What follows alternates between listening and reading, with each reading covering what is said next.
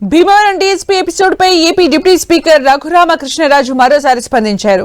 DSP జయసూర్యపై తనకు ఎవరూ ఫిర్యాదు చేయలేదని, ఇటీవల జయసూర్యకు బెస్ట్ ఆఫీసర్ గా అవార్డు కూడా వచ్చిందన్నారు. విచారణలో తప్పు చేసినట్లు తేలితే చర్యలు తప్పవని కూడా తెలిపారు. అయితే ఈ వ్యవహారంపై ఒక బాధ్యత గల మంత్రిగా డిప్యూటీ సీఎం పవన్ కళ్యాణ్ స్పందించారని చెప్పారు.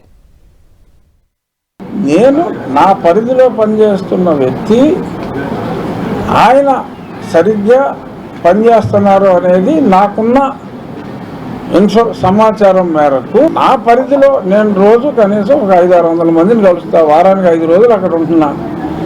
నాకెవరూ కంప్లైంట్ ఇవ్వలేదు.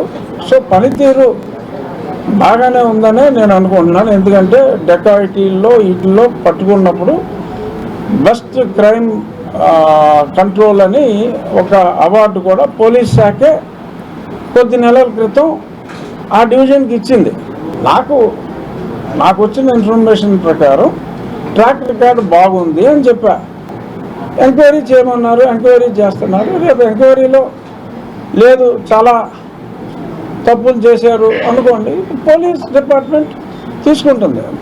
నా ఏరియాలో పనిచేస్తున్న ఒక అధికారి మీద నాకు తెలిసి ఎటువంటి కంప్లైంట్లు రానప్పుడు, నాకు తెలిసి మంచి అధికారి అనే పేరు ఉందని నాకు అనిపించినప్పుడు, నా మనసులో భావాన్ని నేను తెలియజేయకపోతే అది